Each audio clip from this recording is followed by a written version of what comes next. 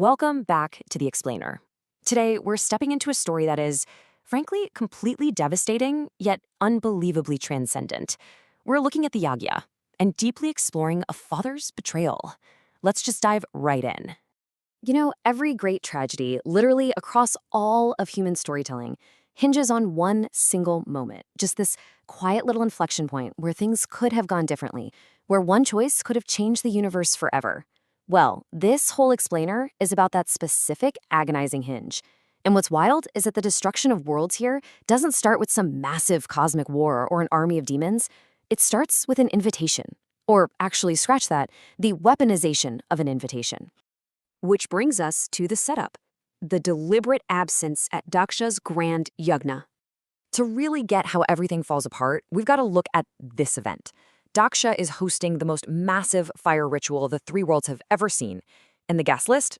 It's basically a who's who of divine power. We've got Brahma, Vishnu, Indra, literally every celestial being of note is there. But if you look closely, there's this glaring, deliberate void. Daksha intentionally left out the Mahadeva, Shiva, and shockingly, his own daughter, Sati. Make no mistake, this wasn't some clerical error. This was a calculated, very public declaration of erasure. And when Daksha's advisor cautiously brings up the fact that Sati is, his daughter, Daksha's response is just cold. He has this chilling satisfaction about it. He refuses to invite Shiva because Shiva just doesn't fit into his rigid traditional order of the gods. And his daughter? He basically says she chose him over her family. She lives with her choice. The sheer contempt radiating from that rationale is staggering. It's this wild reminder that, yep, even in mythology, a bruised ego can totally override a parent's love.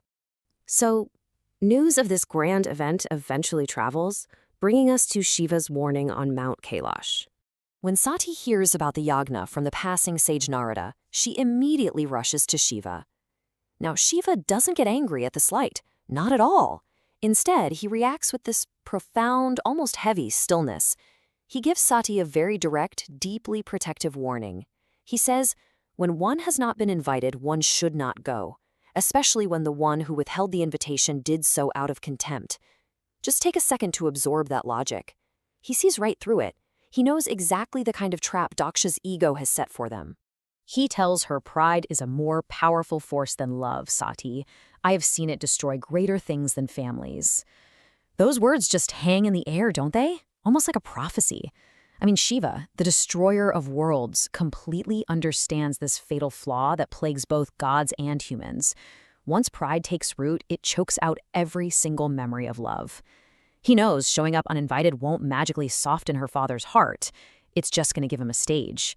He's gently but so firmly pleading with her to see the reality of her father's toxicity. But right here is where we hit this tragic disconnect. Sati is still operating out of that desperate, completely relatable hope of a daughter. She feels like she just has to try, right? She thinks, he's my father. I cannot not go.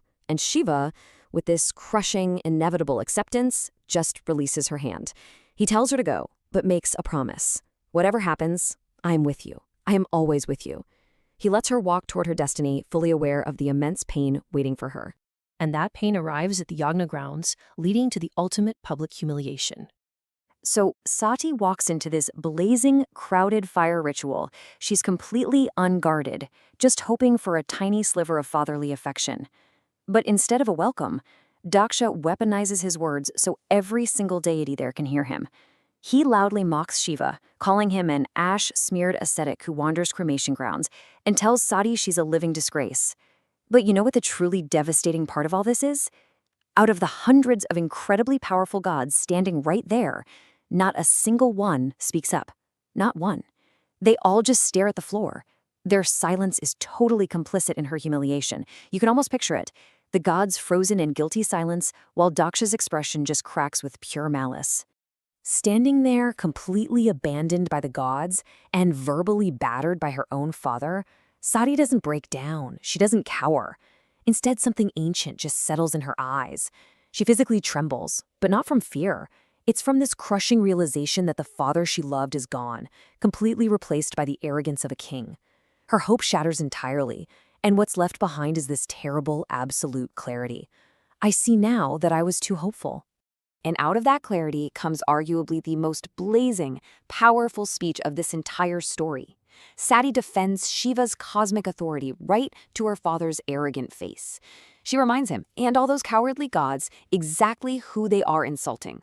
The Mahadeva, the one who holds all of time in his stillness, who dances at the end of ages just so creation can start over. It is a moment of pure, blinding energy. She is completely and utterly fearless. But of course, Daksha doesn't back down. He doubles down, delivering the final, unforgivable blow. He sneers at her, saying that by choosing Shiva, she's made herself completely unworthy of his fire and completely unworthy of his name. Wow. Those words land like literal heavy stones. They sever the absolute last thread tying Sati to her earthly lineage. He has forced her into a corner where she has to make a choice that will forever alter the fabric of their universe.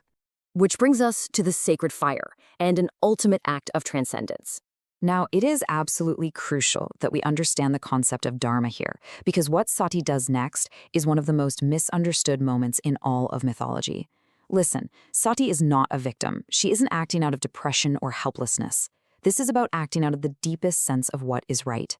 She is refusing to carry a toxic identity any longer. Think about the incredible power it takes to completely walk away from a toxic dynamic. This is a calculated, deeply spiritual duty executed by a supreme being with absolute certainty. She makes 3 very deliberate choices. First, rejecting the weaponized name of Daksha. Second, returning her physical form, the form born of that very name, back to the elemental fire. And third, trusting completely in a love that spans way beyond mortality.